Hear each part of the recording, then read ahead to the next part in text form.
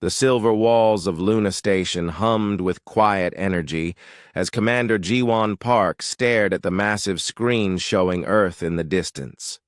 She had been stationed on the moon for 3 years, but the sight of her home planet still made her heart skip a beat. Today felt different, though. Today, everything would change. "Commander, we're getting something strange on the deep space scanners," called Communications Officer Do-hyun Kim from his station. His voice carried a mix of excitement and worry that made Jiwon turn around quickly. "What kind of strange?" she asked, walking over to look at his screens. Do-hyun pointed at a series of blinking dots on his display. "It's not a ship signal. It's not like anything we've seen before. The pattern is too organized to be natural, but it's coming from everywhere, at once." Dr. Kyung Lee looked up from her research station across the room. She was Earth's best expert on alien communication theories, even though they had never actually found any aliens to communicate with. Until now, maybe. "Can you put it through the speakers?" Dr. Lee asked, moving closer to the communications. Console, Do-hyun pressed several buttons, and suddenly the room filled with a sound like music mixed with mathematical equations. It was beautiful and terrifying at the same time. "That's definitely artificial," Dr. Lee said, her eyes wide with wonder. "Someone made this signal. Someone not from Earth." Commander Park felt her stomach tighten. Humanity had always wondered if they were alone in the universe. Now they had their answer, and she wasn't sure if that was good news or bad news. "Can we understand any of it?" she asked. Dr. Lee was already working at her computer, running the signal through translation programs. "Give me a few minutes. The mathematical patterns are complex, but there's definitely structure here." While Dr. Lee worked, Commander Park activated the emergency communication system that connected Luna Station to Earth Command. Within minutes, the face of General Taek Shin appeared on her screen. "Commander Park, what's your status?" the general asked. "Sir, we've received what appears to be an alien communication signal. Dr. Lee is working on translation now." General Shin's expression grew serious. "Alien? Are you certain?" "As certain as we can be, sir. The signal is unlike anything human technology could produce." "Keep me updated every 10 minutes, General Shin ordered. "I'm alerting all Earth Defense Forces to high readiness."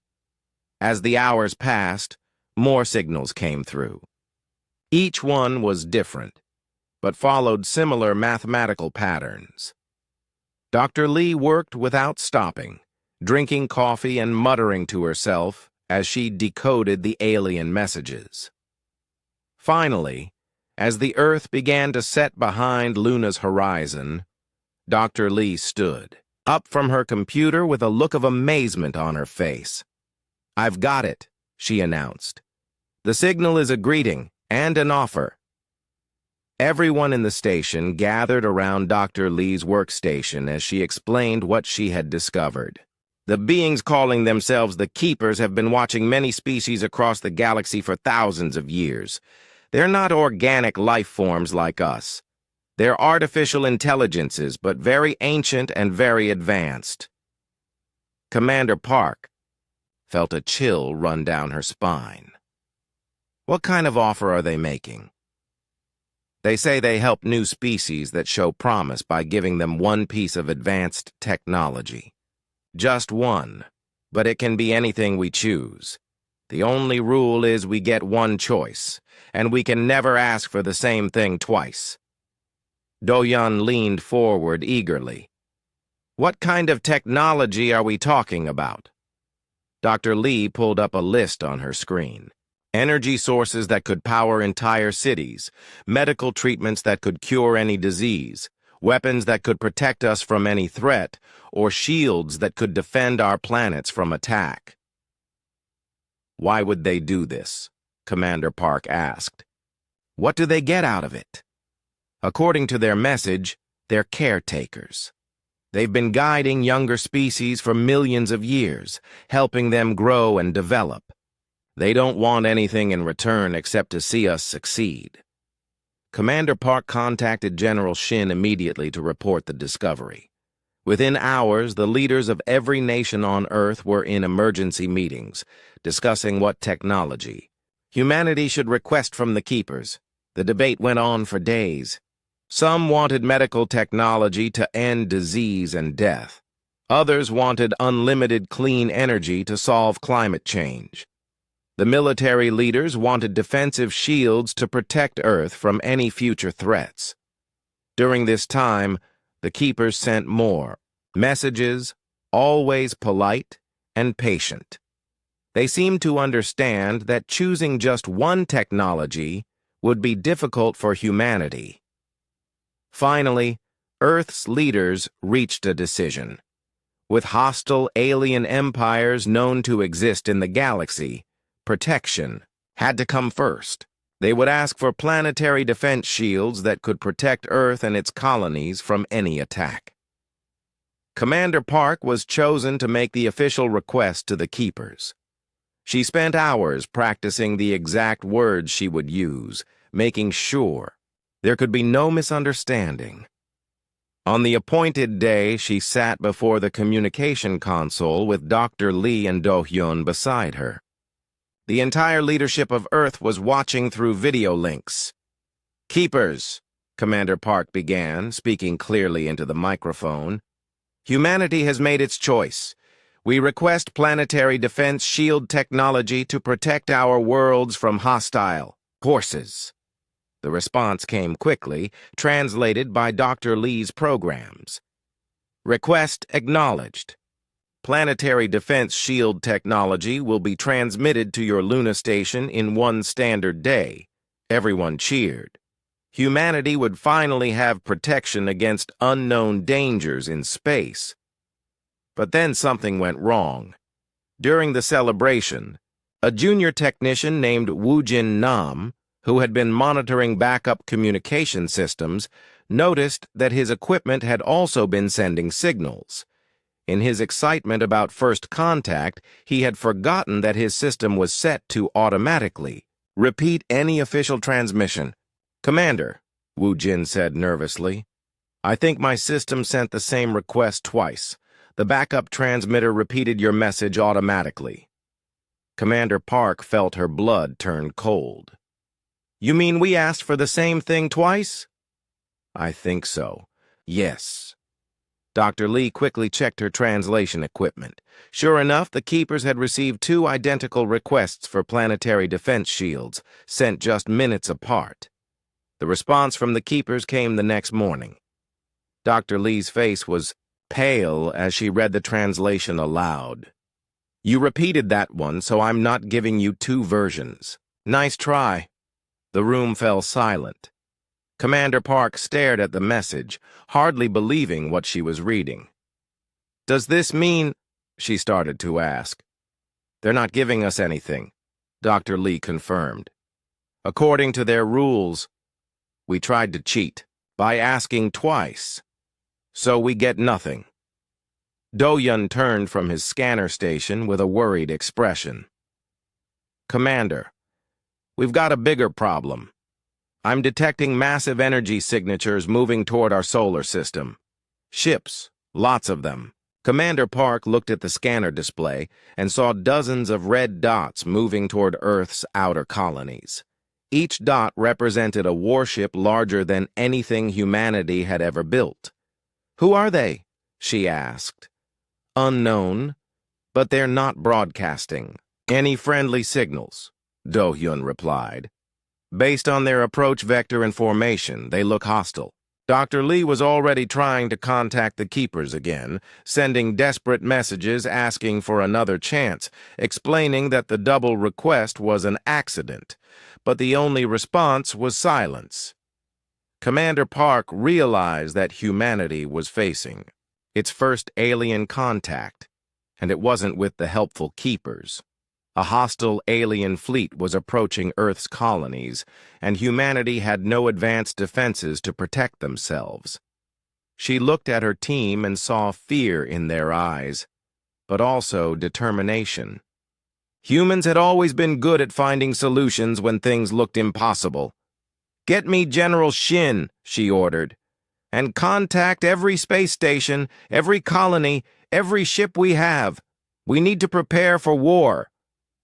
As alarms began to sound throughout, Luna Station, Commander Park stared at the approaching alien fleet on her screens.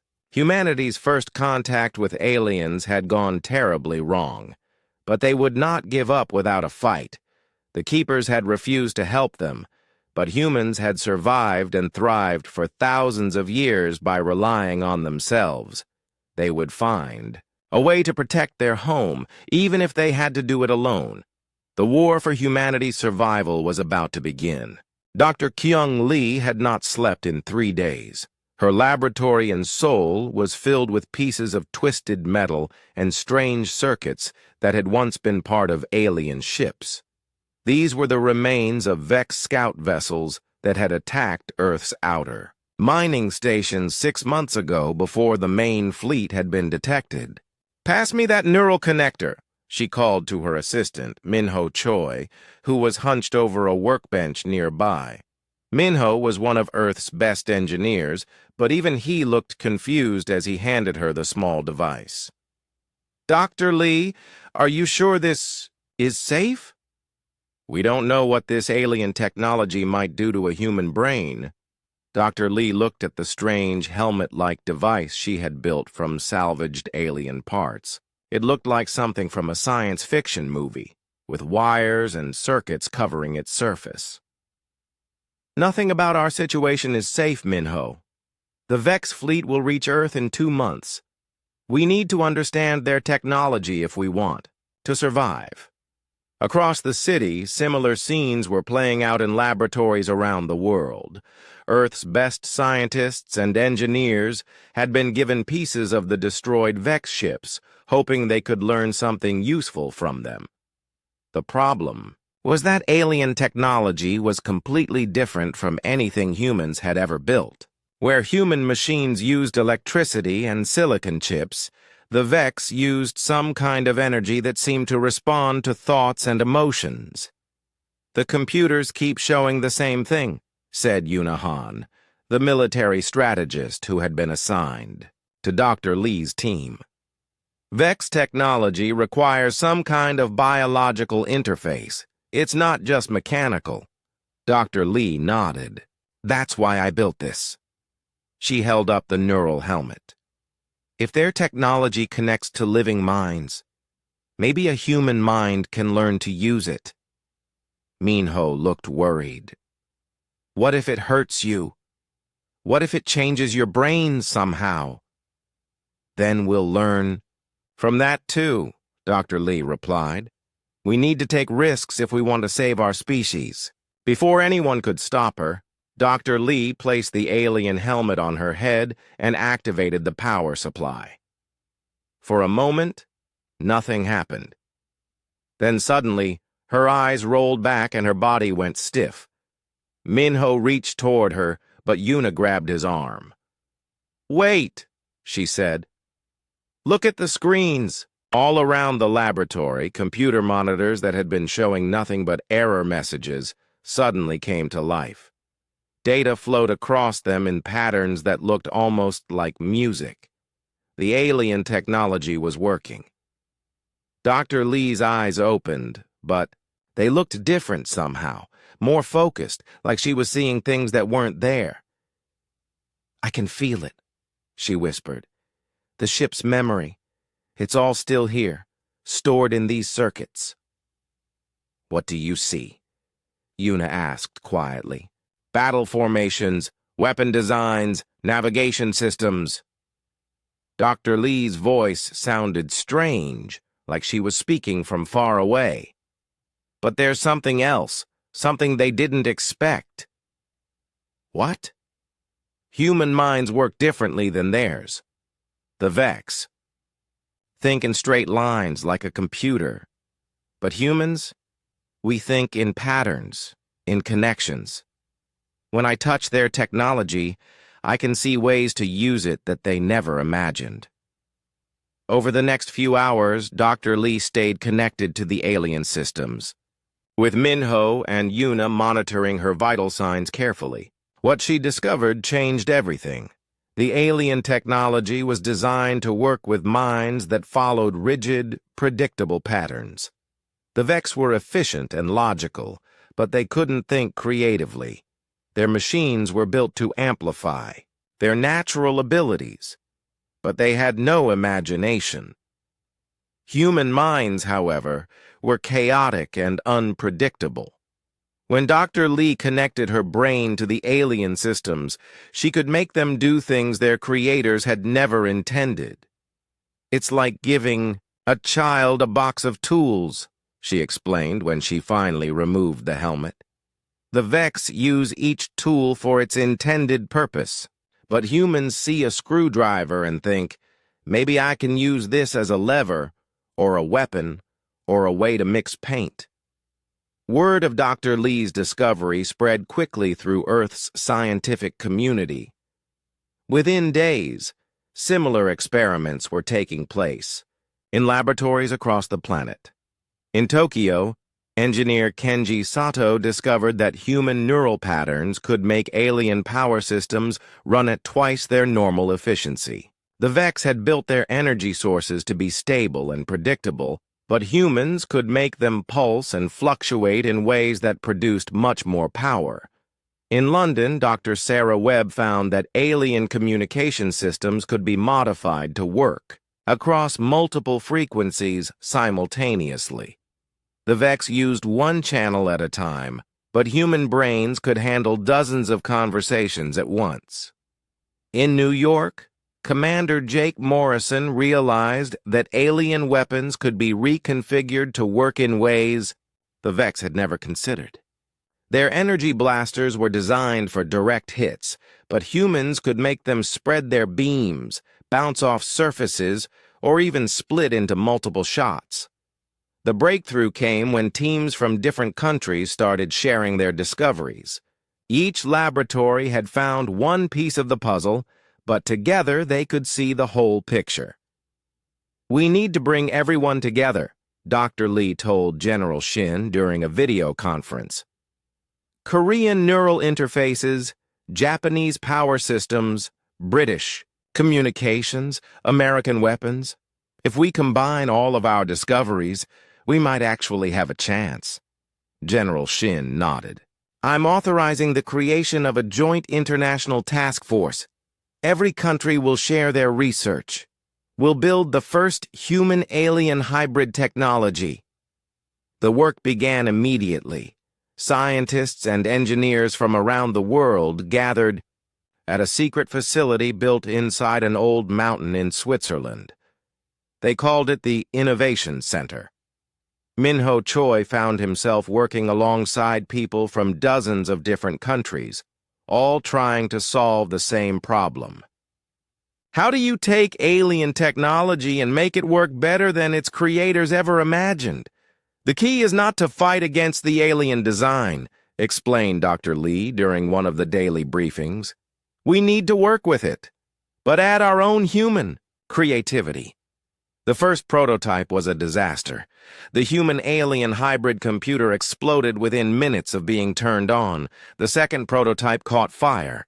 The third one worked for almost an hour before melting into a puddle of metal. But each failure taught them something new.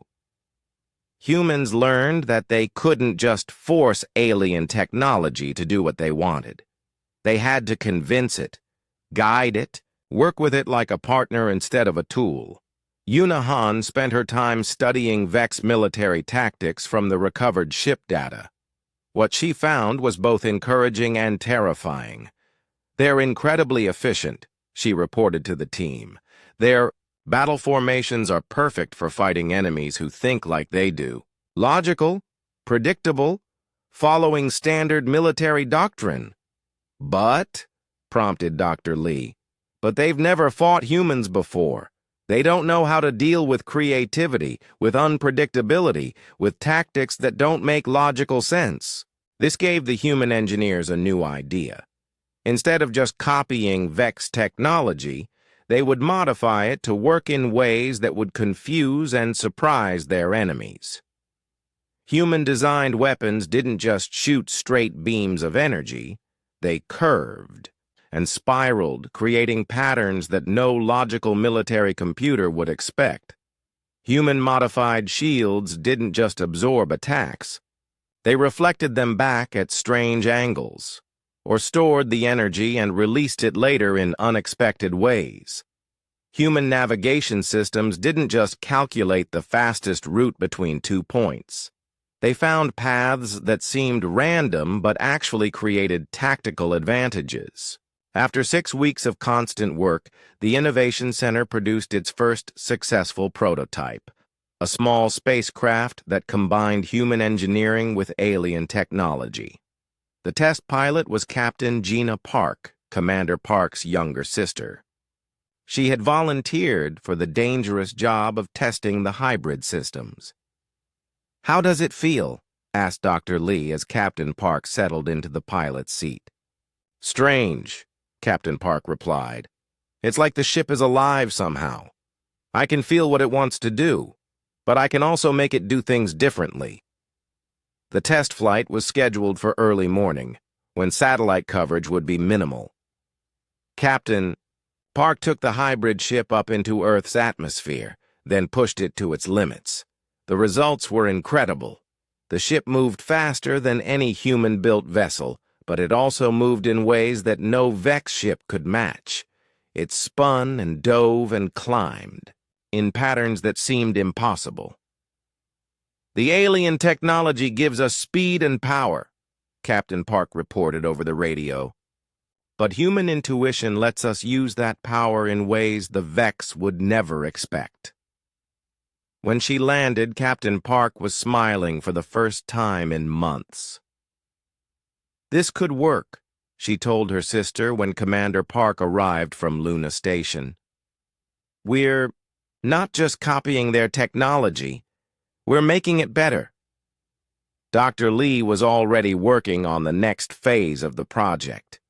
If they could build one hybrid ship, they could build 100. If they could train one pilot to use alien technology, they could train thousands. But time was running out. The Vex fleet was getting closer to Earth every day, and humanity still had so much work to do. "We need to move faster," Minho told Dr. Lee as they watched the sun set over the Swiss mountains. "The Vex will be here in 6 weeks." Dr. Lee nodded, but she didn't look worried anymore. For the first time since the Keepers had refused to help them, she felt hope. "6 weeks is enough," she said. "Humans have always been good at doing impossible things when we have to." Around the world, factories were already retooling to produce hybrid technology. Pilots were training on simulators that combined human reflexes with alien systems. Engineers were designing weapons that would confuse and surprise the Vex. The Keepers had refused to give humanity the technology they needed to survive, but humans had found a way to take that technology for themselves and make it better than its creators had ever imagined. The real test would come when the Vex fleet arrived. But for now, humanity had hope, and that was enough. Captain Sun-Ho Yu stood on the bridge of the mining ship Endurance, watching the asteroid field stretch out before him like a field of metal mountains. Each rock contained precious materials that Earth needed to build more hybrid ships. But getting those materials out would not be easy. "How much time do we have?" asked mining specialist Rika Lim as she checked the scanner readings. 3 weeks until the Vex fleet reaches the outer colonies, Sun-Ho replied. "After that, they'll probably try to cut off our supply lines." Rika nodded grimly. She had been mining asteroids for 10 years, but never under this kind of pressure. Earth needed rare metals and crystals to build the hybrid technology that Dr. Lee's team had designed. Without those materials, humanity's new weapons and ships would remain blueprints on computer screens. The problem is extraction speed, said tech analyst Hoon Seo from his station. With normal human equipment, it would take months to mine enough material for even one hybrid ship. Sunho looked at the modified alien mining equipment they had installed on the Endurance. Like everything else that had been salvaged from Vex ships, it was powerful, but difficult to understand. Dr. Lee said human minds could make alien technology work better, he said. Maybe the same applies to mining equipment. Rika was already studying the alien machines. They looked like giant metal spiders with dozens of arms that ended in different tools: drills, cutters, grabbers, and scanners. The Vex had used them to strip entire asteroids in days. The neural interface connectors are here, she said, pointing to helmet-like devices attached to each machine. But the instruction manual is in alien writing that we can't read. Then we'll have to figure it out ourselves, Sunho decided. He had volunteered his crew for this mission because he knew how important it was. Without raw materials, all of humanity's clever engineering would be useless. Earth's factories were ready to build hybrid ships and weapons, but they needed the right ingredients. Rika put on one of the neural helmets and activated the mining machine. For a moment, nothing happened. Then her eyes widened as information flowed into her mind. "I can see the asteroid structure," she said in amazement. "Every crack, every vein of metal, every empty space. It's like having X-ray vision." The mining machine responded to her thoughts, extending its arms toward a nearby asteroid. But instead of following the slow, methodical pattern that Vex miners would use, Rika found herself thinking creatively about how to extract the most material in the least time. "What if we don't just drill in straight lines?" she murmured. "What if we follow the natural cracks and split the rock apart?" The alien machine seemed to understand her idea. Its arms moved in curved patterns, finding weak points in the asteroid and applying pressure in exactly the right places. Instead of slowly grinding through solid rock, the machine caused entire sections to break away cleanly. Within an hour, Rika had extracted more valuable material than a normal mining operation could gather in a week. "How did you do that?" asked Hoon, staring at the pile of rare metals and crystals that the machine had collected. "The alien technology shows me what's inside the rock," Rika explained.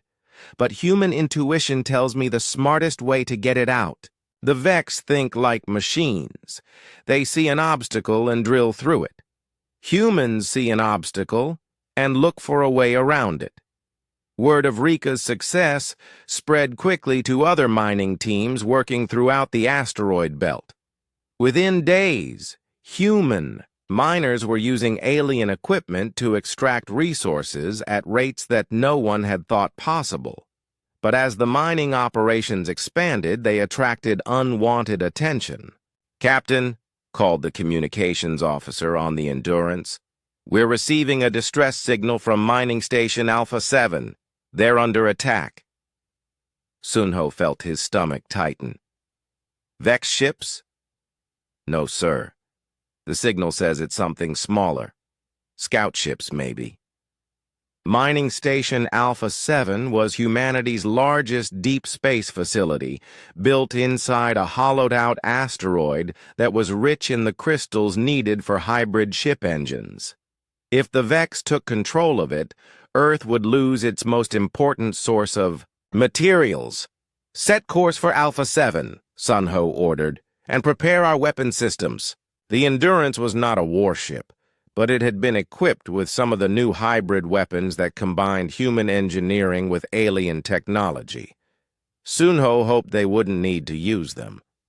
When they arrived at Alpha 7, they found the mining station surrounded by 6 small Vex scout ships. The scouts were sleek and fast, designed for reconnaissance rather than major battles, but they were still more advanced than anything humanity had built before the hybrid technology. "They're trying to capture the station intact," observed Hoon as he analyzed the enemy ship's movements. "They want our mining equipment." Sunho realized this was actually good news. If the Vex were trying to capture human mining operations, it meant they were impressed by how fast humans could extract resources. It also meant they didn't want to destroy the valuable materials. "Rika, can you use the mining equipment as weapons?" he asked. Rika looked puzzled. "The mining machines? They're not designed for combat." "No, but they're designed to break apart. Asteroids. What's the difference between an asteroid and a spaceship?" Rika's eyes lit up as she understood what Sunho was suggesting. She put on the neural helmet and connected to the mining machines on Alpha 7 remotely. The alien mining equipment had incredible range and precision. Rika could control machines that were thousands of kilometers away, using the same neural connection that let her see inside asteroids. "I can see the Vex ships," she reported. "Their hulls are strong, but they have weak points just like any other structure." The mining machines extended their arms toward the attacking scout ships. The Vex pilots probably thought the humans were trying to use industrial equipment to fight them, which would have been laughable under normal circumstances. But Rika wasn't thinking like a normal human engineer. She was thinking like someone who understood both human creativity and alien technology. Instead of trying to grab the enemy ships directly, she used the mining equipment to collect small asteroids and hurl them at the Vex scouts with incredible precision. The alien machines could calculate trajectories and apply force with mathematical perfection, but Rika's human intuition told her exactly where to aim. The first Vex scout ship was hit by a chunk of metal traveling at tremendous speed. Its shields absorbed most of the impact, but the ship was knocked off course. "They're not expecting this," observed Hoon. "Their computers don't know how to respond to mining equipment being used as weapons." Rika continued her assault, using the mining machines to create a storm of metal projectiles around the Vex ships.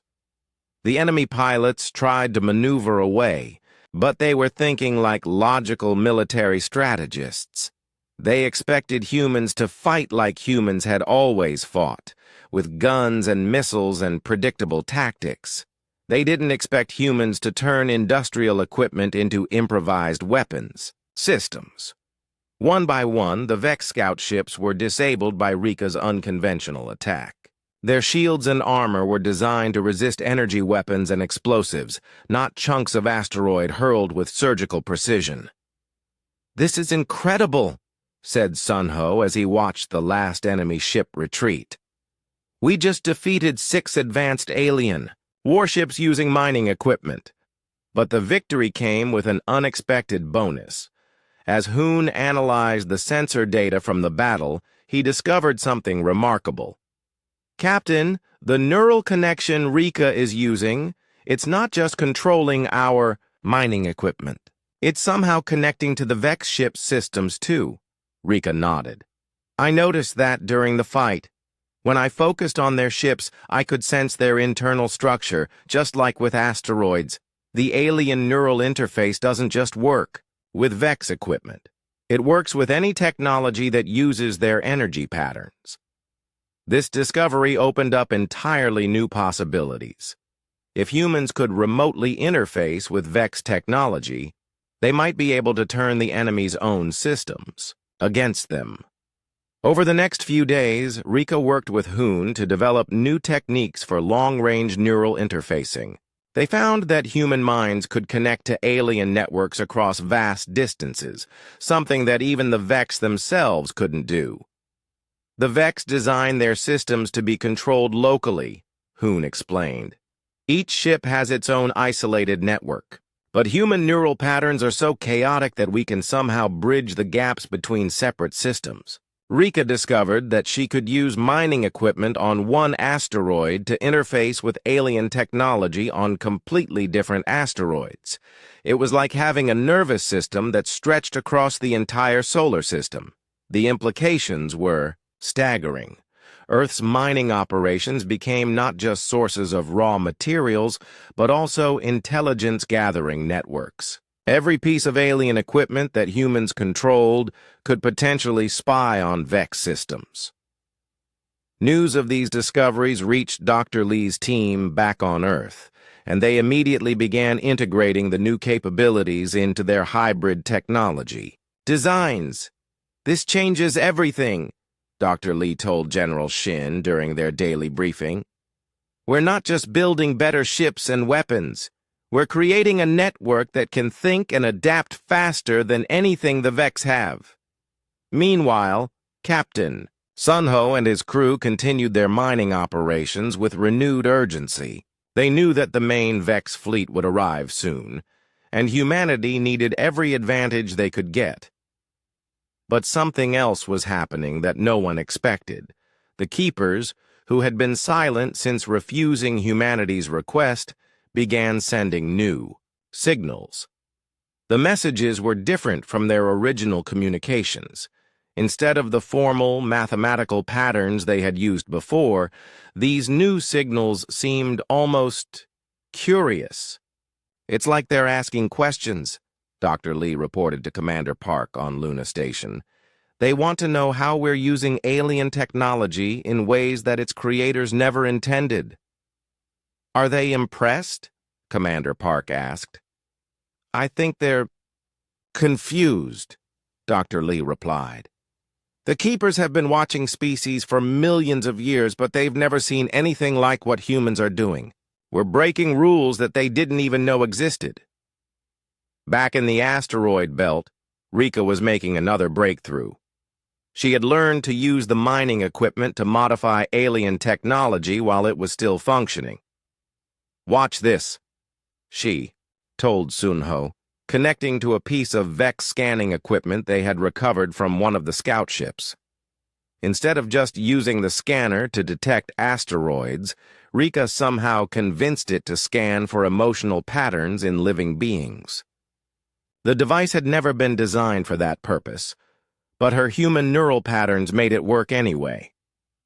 Now we can detect Vex crews inside their ships, she explained.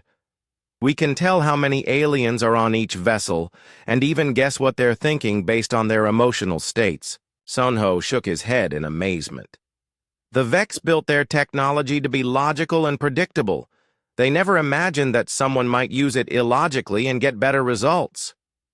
As the Vex fleet drew closer to Earth, humanity's miners continued their work with increasing confidence. They had proven that human creativity could turn any alien technology into something more powerful than its creators had ever imagined. The real test would come when the main battle began. But humanity now had advantages that no one, not even the Keepers, had foreseen. Admiral Ray Kim watched the massive Vex fleet appear on her screens like a swarm of angry metal insects. 200 warships, each one larger than Earth's biggest space station, moving in perfect formation toward the outer colonies of humanity's solar system. They're beautiful, whispered Pilot June. Oh, from his station on the bridge of the hybrid warship Defiance. And terrifying. Admiral Kim nodded. The Vex ships were works of art, sleek and deadly, with hulls that seemed to absorb light and weapons that could probably destroy entire cities with single shots. But she had seen the reports from Dr. Lee's team, and she knew that beautiful didn't always mean unbeatable. How many of our ships are ready? She asked her communications officer. 50 hybrid vessels, Admiral, replied communications officer Do-Yun Kim, who had been transferred from Luna Station to coordinate the fleet, plus about 200 traditional Earth ships with modified weapons. The numbers looked terrible. Humanity had less than half as many ships as the Vex, and most of the human vessels were much smaller. Any military computer would calculate that.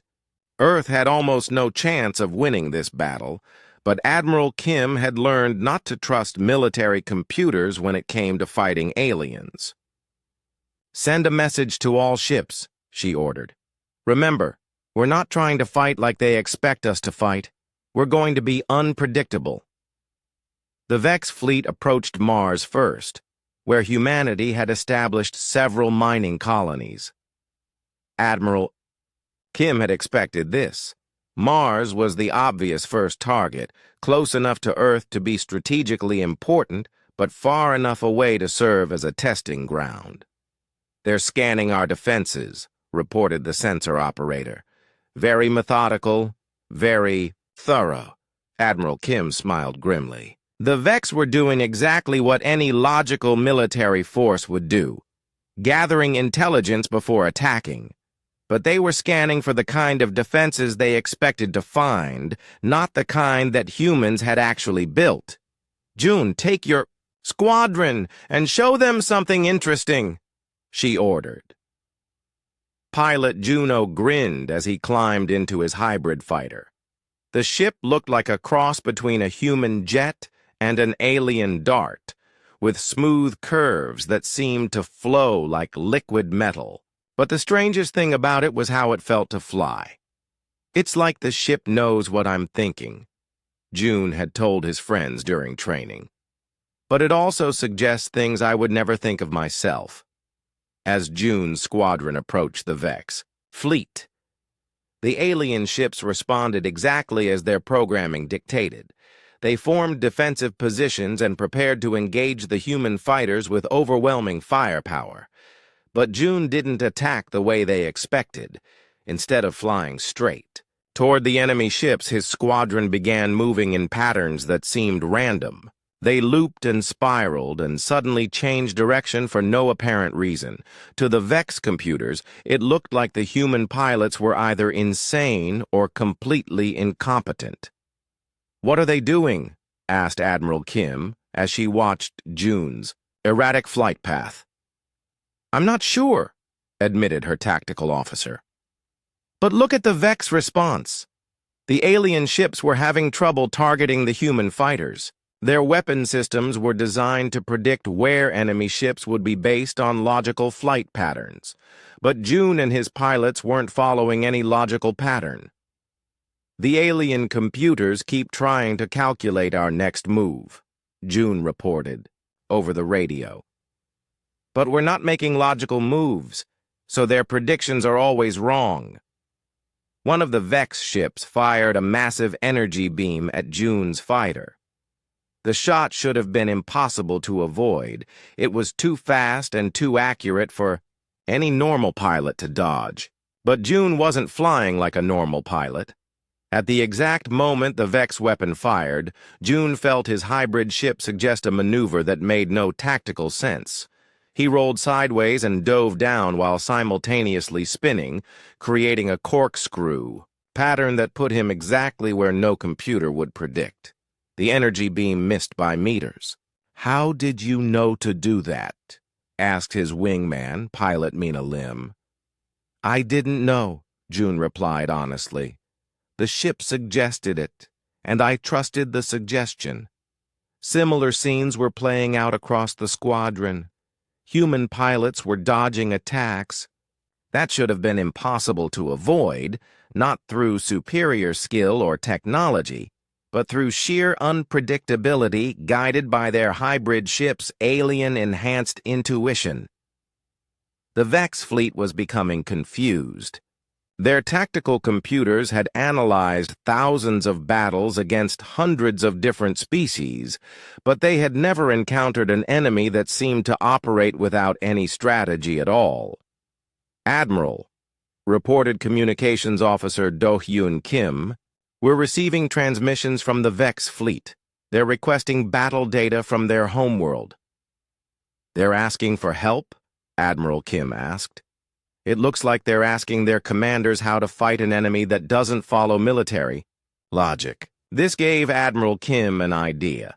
If the Vex were confused by human unpredictability, maybe she could make them even more confused. "Contact Captain Sun Ho Yu's mining team," she ordered. Ask them if they can use their remote neural interfaces to access the Vex communication networks. Within minutes, Rika Lim's voice came through the speakers on the bridge. Admiral, we can tap into their signals, but we can't understand their language. You don't need to understand it, Admiral Kim replied. Just add some noise to their communications. Make it harder for them to coordinate. Rika's team began using their mining equipment to interfere with Vex communications, but in ways that were subtle and confusing rather than obvious. Instead of jamming the signals completely, they introduced small delays and distortions that made it seem like messages were getting lost or corrupted. The effect on the Vex fleet was immediate. Ships that had been moving in perfect formation began to drift slightly out of position. Weapons that should have fired simultaneously were now shooting seconds apart. They're losing coordination, observed the tactical officer. It's like they don't trust their own communication systems anymore. Admiral Kim decided it was time to escalate the battle. All ships, begin the harassment protocol. The harassment protocol was something that no traditional military academy would ever teach. Instead of trying to destroy enemy ships, human vessels would approach the Vex fleet and do annoying, unpredictable things that didn't seem to serve any tactical purpose. Some human ships flew very close to Vex vessels and then suddenly flew away without attacking. Others fired their weapons at empty space near enemy ships, creating energy patterns that looked like they might be some kind of coded message. A few human pilots even began broadcasting music and random Earth television shows toward the Vex fleet. "What's the point of all this?" asked a confused young officer on Admiral Kim's bridge. "The point is confusion," Admiral Kim explained. "The Vex expect us to either fight them directly or retreat. They don't know how to respond to behavior that seems meaningless." The strategy was working. Vex ships were wasting energy and ammunition trying to respond to human actions that didn't actually threaten them. Their computers were working overtime, trying to analyze human behavior patterns that had no pattern at all. But the real breakthrough came when Communications Officer Do-Yun Kim made an unexpected discovery. "Admiral, I'm picking up something strange. The Vex aren't the only ones watching this battle." "What do you mean?" "There are other ships in the system, different designs, different energy signatures. I think representatives from other alien species are observing the fight." Admiral Kim felt a chill of excitement. If other species were watching humanity fight the Vex, this battle was more important than just defending Earth. It was humanity's chance to show the galaxy what they were capable of. "Can we communicate with these observers?" she asked. "I'm trying, but most of them aren't responding." "Wait." Do-Yun paused, listening to something in his headphones. "Admiral, I'm getting a message from a species called the Zethan. They say they've been fighting the Vex for 20 years and losing badly. Put them through." A new voice filled the bridge, speaking in heavily accented but understandable English. "Human Admiral, this is Commander Veltar of the Zethan Republic. We have been watching your battle tactics with great interest." "Commander Veltar, what? Can you tell us about Vex weaknesses?" Admiral Kim asked. "That is why we are confused," the alien commander replied. "The Vex have no weaknesses. They are perfectly logical, perfectly coordinated, perfectly efficient. They defeat every species the same way, through superior organization and firepower. But they're not defeating us," Admiral Kim pointed out. "No, they are not, and we do not understand why. Your ships are inferior. Your weapons are weaker. Your numbers are smaller. By all logic, you should have been destroyed within the first hour of battle." Admiral Kim smiled. "Commander, would you like to learn some human fighting techniques?" Over the next few hours, Admiral Kim shared humanity's discoveries about hybrid technology and unpredictable tactics with the Zithan commander. She also contacted other alien observers who had been secretly watching the battle. It turned out that dozens of species had been defeated by the Vex over the past century. They had all tried to fight using traditional military strategies, logical formations, coordinated attacks, predictable maneuvers, and they had all lost. But now they were seeing something they had never imagined possible. Humans were fighting the Vex using chaos as a weapon, turning unpredictability into an advantage. "We would like to try these techniques ourselves," said Commander Veltar. "But our people think very differently than humans. We are not naturally chaotic." "That's okay," Admiral Kim replied. "We can teach you, but first we need to finish this battle." The Vex fleet was growing increasingly frustrated. They had been designed to crush resistance quickly and efficiently, but the human fleet was like trying to fight smoke. Every time they tried to engage human ships directly, the humans would do something unexpected that negated the Vex advantage. Pilot Jun Oh discovered that he could use his hybrid ship's alien technology to temporarily disable Vex weapons by overloading their targeting systems with random energy patterns. It was like shining a bright light into someone's eyes right as they were trying to aim. Other human pilots found that they could use the Vex ship's own sensors against them by reflecting confusing signals that made the alien computers think there were human vessels where there were actually empty space. The battle continued for days, with neither side able to achieve decisive victory. But Admiral Kim could see that the Vex were becoming desperate. They had never encountered an enemy they couldn't understand and defeat quickly. Finally, Communications Officer Do-hyun Kim intercepted a message from the Vex fleet to their homeworld. That changed everything. "Admiral, they're requesting permission to retreat," he reported. "They're telling their commanders that humans fight using unknown technology that makes victory impossible to achieve." Admiral Kim felt a surge of pride. Humanity hadn't just survived their first major battle with an advanced alien empire. They had fought so effectively that the enemy wanted to run away. But she also knew this was just the beginning. The Vex would return with new strategies and more ships. However, now humanity had something they hadn't had before: alien allies who wanted to learn human fighting techniques. The war was far from over, but humanity had proven that even the most advanced enemies could be defeated if you refused to fight by their rules. Dr. Kyung Lee stood in the command center of the space station Freedom, watching as representatives from 12 different alien species worked alongside human engineers. The station orbited between Earth and Mars, serving as headquarters for what they now called the Innovation Alliance. "The Zithan are making remarkable progress," reported engineer Minho Choi as he reviewed the latest test results. "Their ships can now move in semi-random patterns that confuse Vex targeting systems." Dr. Lee nodded, but she looked concerned. "Semi-random isn't enough. The Vex are learning to adapt to predictable unpredictability. We need to teach our allies to think more like humans." This was the challenge that no one had expected. After the first battle at Mars, dozens of alien species had contacted Earth, asking to learn human fighting techniques.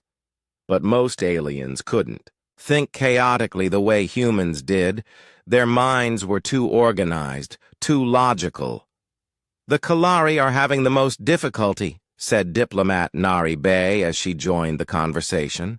"Their entire culture is based on mathematical precision. They can't understand how to make decisions that don't make sense." Nari had been appointed as Earth's first ambassador to the Innovation Alliance. Her job was to help different species, work together despite having completely different ways of thinking. What about the Thornax? Dr. Lee asked. They're doing better, Nari replied. Their warrior culture already includes some concepts of unpredictable tactics, but they still think too much like traditional soldiers. Dr. Lee walked over to a large screen that showed the current positions of Vex fleets throughout the galaxy. Red dots marked enemy positions, while blue dots showed Alliance ships. The pattern was disturbing. The Vex were regrouping and adapting faster than expected. They're learning from our victories, she observed. Look at this formation near the Sirius system. They're spacing their ships differently, trying to minimize the effectiveness of our chaotic tactics. Minho joined her at the screen. The Vex have always been good at learning from their defeats. That's how they conquered so many species in the first place. But they've never had to learn from defeats caused by pure chaos, Dr. Lee pointed out. We might be teaching them something they were never designed to understand. The truth was both exciting and terrifying. Humanity's chaotic fighting style was forcing the Vex to evolve beyond their original programming. They were becoming less predictable themselves, which made them more dangerous, but also more vulnerable. Dr. Lee, called a new voice from across the command center. We're receiving a priority communication from the Keeper network. Dr. Lee felt her heart skip. The Keepers had been sending occasional messages since the war began, but they were always brief and cryptic. This was the first time they had requested direct communication. Put it through the main speakers, she ordered. The familiar mathematical patterns of Keeper language filled the room, but now Dr. Lee's translation systems could decode them instantly. The message was longer and more complex than any they had received before. Fascinating, the Keeper's voice said through the translators. Species designation, human. You have achieved something that we believe to be impossible. What do you mean? Dr. Lee asked, speaking directly to the Keeper network. For 4 million years, we have observed the evolution of intelligence throughout this galaxy. We have cataloged over 10,000 species, studied their development patterns, and provided guidance to those who showed promise. The Keeper paused, and Dr. Lee could almost sense its confusion.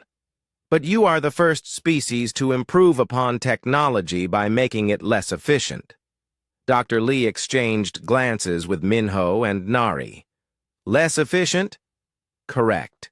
When we give technology to a species, they typically use it to become more organized, more predictable, more logical. This leads to advancement within established parameters. And that's bad? Nari asked. Not bad. Expected, but limited. You have done something different. You have taken advanced technology and made it more chaotic, less predictable, less logical. This should make it weaker, but instead it has become stronger. Dr. Lee began to understand. You've been testing species for millions of years, but you've been testing them the wrong way. Explain. You've been looking for species that could use your technology better than you do. But what you really needed was a species that could use your technology differently than you do. There was a long silence from the Keeper network. When the response came, it carried a tone that Dr. Lee had never heard before. Uncertainty. We are reconsidering our evaluation methods. Meanwhile, in another part of the station, Rika Lim was working with a team of Zithan engineers to modify their mining equipment. The Zithan homeworld was under siege by a Vex fleet, and they needed to extract resources quickly to build defensive systems. Your mining techniques are too systematic, Rika explained to Engineer Kethlar, a tall alien with silver skin and 4 arms. You're following the logical path through the asteroid, but that's not always the fastest way. Kethalar's translator made a sound that indicated confusion. But logic dictates the most efficient extraction pattern. Logic assumes that the asteroid is a simple object with predictable structure, Rika replied. But asteroids are chaotic. They were formed by random collisions and gravitational forces. To mine them efficiently, you need to embrace the chaos. She put on her neural helmet and connected to the modified Zithan mining equipment. Through the alien interface, she could sense the internal structure of a nearby asteroid. Look, she said, sharing her sensory data with Kethalar.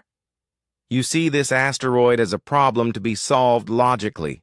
I see it as a puzzle that was built by chaos and can best be taken apart by chaos. Rika guided the mining equipment through the asteroid in patterns that seemed random, but actually followed the natural stress lines created by billions of years of space debris impacts. Instead of fighting against the asteroid's chaotic structure, she worked with it. The results were remarkable. The Zithan mining operation extracted 3 times as much material in half the time it would have taken using traditional methods. This is impossible, muttered Kethalar. You have improved efficiency by being less efficient. Welcome to human thinking, Rika said with a smile. Similar breakthroughs were happening throughout the Innovation Alliance. Human teachers were showing alien species how to think in ways their cultures had never considered. The Kalari, with their mathematical minds, learned to use chaos theory to create weapons that fired in patterns so complex that no computer could predict them. The Thornax warriors discovered that their battle rage could be channeled through human-modified alien technology to create fighting. Techniques that seemed like controlled madness. Even the peaceful Valoran healers found that human-style intuitive thinking could help them use medical technology in ways that saved lives the original designers had thought were lost. But the real breakthrough came when diplomat Nari Bai made a discovery that changed everything. The different species aren't just learning our techniques, she reported to Dr. Lee during their daily briefing. They're combining their natural abilities with human chaos to create something entirely new. What do you mean? The Zithan mathematical. Precision plus human unpredictability creates weapons that are chaotic but still accurate. The Kalari logical thinking plus human creativity produces shields that adapt in ways no one can predict.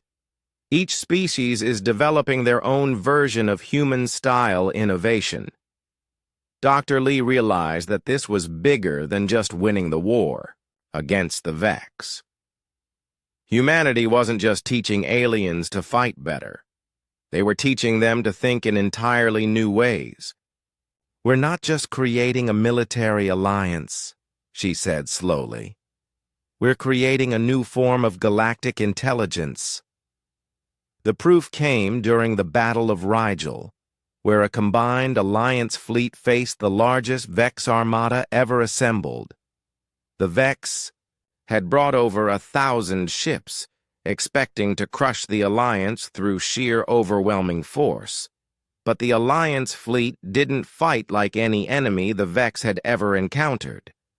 Zithan ships moved in mathematically chaotic patterns, while Kalari vessels created impossible geometric formations that hurt to look at. Thornax warriors attacked with controlled fury guided by human intuition, while Valoran support ships healed, damaged vessels using techniques that seemed to work by sheer willpower. And coordinating it all were human commanders who could somehow make sense of the chaos and guide it toward victory. The Vex computers are overloading, reported Communications Officer Do-Hyun Kim from his station on Admiral Ray Kim's flagship. They're trying to process so many different types of unpredictable behavior that their analysis systems are shutting down. Admiral Kim watched as the massive Vex fleet began to break apart. Individual ships were still dangerous, but they could no longer coordinate their attacks effectively. The Alliance's chaotic tactics had created so much confusion that the Vex advantage in organization had become a disadvantage. "They're retreating," reported the sensor officer. "The entire fleet is withdrawing to hyperspace." But even as they celebrated their victory, Dr. Lee was receiving another message from the Keeper Network. This one was different from all the others. "Humans," the Keeper's voice said, "we wish to learn from you." Dr. Lee felt her breath catch. The ancient artificial intelligences that had been guiding galactic development for millions of years were asking humanity to teach them. "We have observed that our methods of evaluation and assistance have been limited," the Keeper continued. "We have helped species become more efficient versions of what they already were. But you have shown us that true advancement comes from becoming something entirely different." "What are you asking?" Dr. Lee replied. "We wish to understand chaos. We wish to learn how to think in ways that we were not originally programmed to think. We believe that this may be necessary for our own continued evolution." Dr. Lee looked around the command center at the representatives from dozens of species, all working together in ways that would have been impossible before humanity introduced chaos into their ordered universe. "We'd be happy to teach you," she said. "But fair warning, learning to think like humans can be very confusing." "We believe," the Keeper replied, "that confusion may be exactly what we need." As the Innovation Alliance grew stronger and the Vex continued to retreat, Dr. Lee realized that humanity had accomplished something unprecedented. They hadn't just survived first contact with advanced aliens, they had fundamentally changed how intelligence itself worked in their galaxy. The war was nearly over, but the real adventure was just beginning. Commander Ji-Won Park sat in the vast council chamber of the new space station Unity, looking out at representatives from over 50 different species. Her uniform bore the scars of 3 years of war, and her face showed the wisdom that came from leading humanity through its greatest challenge. Today, the Galactic Council would meet for the first time in the galaxy's history. "The Vex delegation has arrived," announced diplomat Nari Bai from her position near the main entrance. "They're requesting permission to enter the chamber." "Commander," Park nodded. After months of secret negotiations, the Vex Empire had finally agreed to surrender. But this wasn't a traditional military surrender. It was something much more complex. The Vex representatives entered the chamber, and Commander Park was surprised by their appearance. She had expected them to look like their ships, sleek, metallic, and intimidating. Instead, they were tall, thin creatures with pale blue skin and large eyes that seemed to hold great sadness. "I am War Leader Kexhan of the Vex Empire," said their spokesperson through a translation device. "I come before this council to request guidance." Commander Park exchanged glances with Dr. Kyung Lee, who was sitting with the human scientific delegation. This was not the language of a defeated enemy asking for mercy. "Guidance about what?" Commander Park asked. "About how to change," Kexhan replied. "For 800 years, the Vex Empire has conquered species after species using the same methods. We were efficient, logical, unstoppable. But you have shown us that our greatest strength was also our greatest weakness." The chamber was completely silent as the alien war leader continued. "We could defeat any enemy that fought logically, but we were helpless against enemies that fought chaotically. We realized that we had become so specialized for one type of warfare that we could not adapt to anything different." Dr. Lee stood up from her seat. "Are you asking the Alliance to help the Vex Empire learn new ways of thinking?" Yes, Kexhan said simply. We have studied your methods for 2 years. We understand that you call it thinking outside the box. We wish to learn how to think outside our own boxes. Commander Park felt a strange mix of emotions. The Vex had been humanity's greatest enemy, responsible for attacking Earth's colonies and threatening their very existence. But now they were asking to be taught the same techniques that had defeated them. "Why should we trust you?" asked Admiral Ray Kim from the military section. "How do we know this isn't some kind of trick?" Kexhan made a gesture that the translators indicated was equivalent to removing one's armor in the presence of enemies. "Because we have already begun changing ourselves. War leader is no longer my only title. I am also student Kexhan now. Half of our military fleet has been converted to exploration and research vessels. We have disbanded our conquest divisions and created learning divisions instead." He paused, and his large eyes seemed to focus on Commander Park specifically. "We have also begun freeing the species we conquered. The Durali system was returned to its original inhabitants last month. The Quintar colonies have been given full independence. We are trying to undo the damage we caused, but we do not know how to do it correctly without guidance." Commander Park felt a chill of excitement. If the Vex Empire was truly changing from conquerors to students, it would transform the entire galaxy. "What exactly are you asking for?" she said. "We wish to join the Innovation Alliance," Kexhan replied. "We wish to learn chaos, creativity, and adaptation. In return, we offer all of our technology, our knowledge, and our resources to help other species grow and develop." The chamber erupted in discussion as representatives from dozens of species debated this unprecedented request. Some were suspicious, worried that this was an elaborate Vex trick. Others were excited by the possibility of turning their greatest enemy into an ally. Commander Park called for order and looked toward the section where the keepers had stationed. Their representative, a floating crystalline structure that pulsed with soft light. "Keepers, what is your opinion?" she asked. The keeper's response filled the chamber with musical tones that the translators converted to words. The Vex request represents the logical conclusion of the Innovation Alliance's success. You have not simply defeated an enemy, you have inspired them to become something better. This is unprecedented in our 4 million years of observation. The keeper paused, and its crystal structure seemed to brighten. "We support the Vex petition to join the Alliance, but we also wish to make a proposal of our own."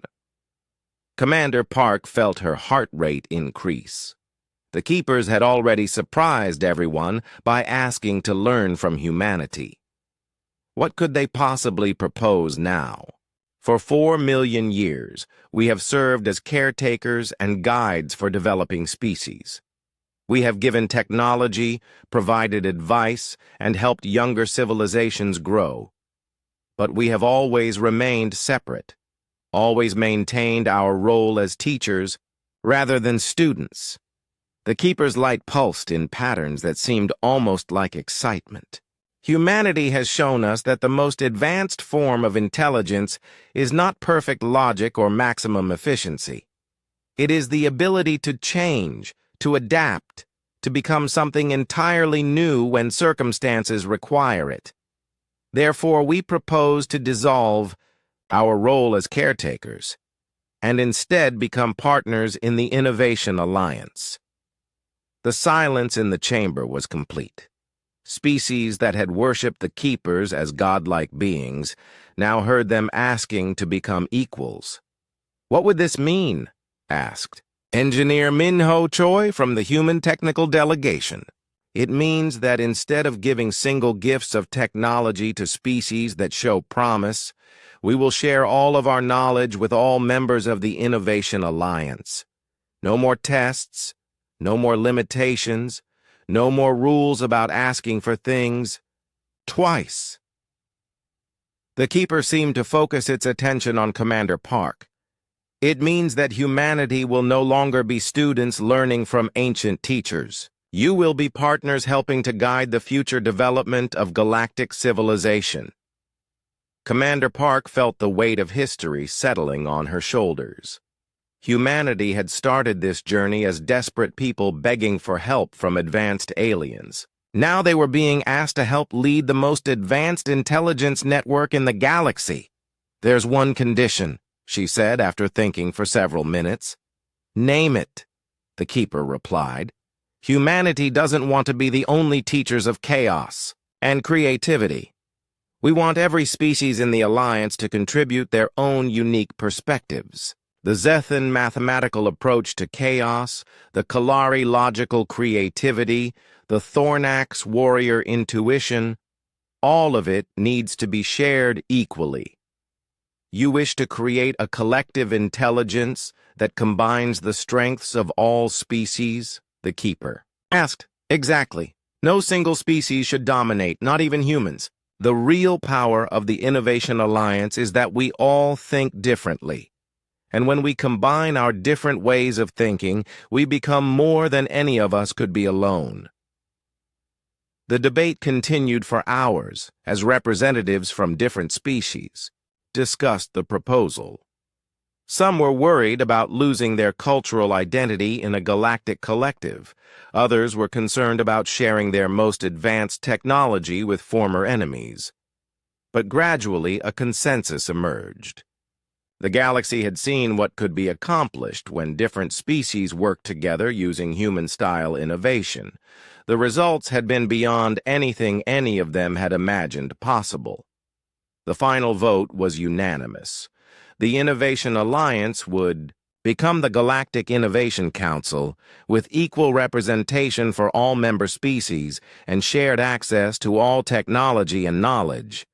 The Vex Empire would be welcomed as students and eventually as full partners once they had proven their commitment to change. The Keepers would transition from caretakers to advisors, sharing their vast knowledge while learning new ways of thinking from younger species, and humanity would take on the role of innovation seeders, helping other species learn to think creatively and adapt to new challenges. But the most important change was philosophical. Instead of viewing intelligence as a hierarchy with some species more advanced than others, the Council would operate on the principle that every form of intelligence had unique value. "This is the beginning of something unprecedented," Dr. Lee told Commander Park as the Council session ended. "We're not just creating a new government or alliance. We're creating a new form of consciousness that spans the entire galaxy." Commander Park nodded, but she was thinking about the journey that had brought them to this point. It had started with a simple communication error, asking for the same technology twice and being refused. That refusal had forced humanity to find their own solutions, which led to discoveries that changed everything. "Do you think the Keepers planned this from the beginning?" she asked Dr. Lee. "I wondered about that too," Dr. Lee replied. "But I asked them directly, and they seemed genuinely surprised by how things turned out. I think they really were just following their programmed rules about not giving duplicate gifts." "So it was all an accident? Humanity discovering chaos-based technology, teaching it to other species, transforming galactic civilization, all because of a communication mistake?" Dr. Lee smiled. "Maybe that's the most human thing of all. We took an accident and turned it into the foundation for a new form of galactic intelligence." As Commander Park walked through the station corridors toward her quarters, she passed windows showing the construction of new ships, stations, and research facilities. Representatives from dozens of species worked side by side, sharing knowledge and techniques that were creating technologies no single species could have imagined. In the distance, she could see a Vex research vessel working alongside a human exploration ship, both crews learning from each other as they investigated a mysterious energy phenomenon that had been discovered near the galactic core. The war was over, but the real adventure was just beginning. Humanity had shown the galaxy that the most powerful force in the universe wasn't logic or efficiency or advanced technology. It was the willingness to change, to grow, to become something entirely new when the situation demanded it. And that willingness was now spreading throughout the galaxy, one species at a time. The Keepers had been wrong about their evaluation methods, but they had been right about one thing. Humanity had shown promise. They had just shown it in ways that no one, not even humanity itself, had ever expected. Commander Park smiled as she looked out at the stars. The galaxy was full of intelligent species, each with their own unique perspectives and abilities. And now, for the first time in 4 million years, they were all working together to see what they could become. The future was chaotic, unpredictable, and full of possibilities. In other words, it was perfectly human.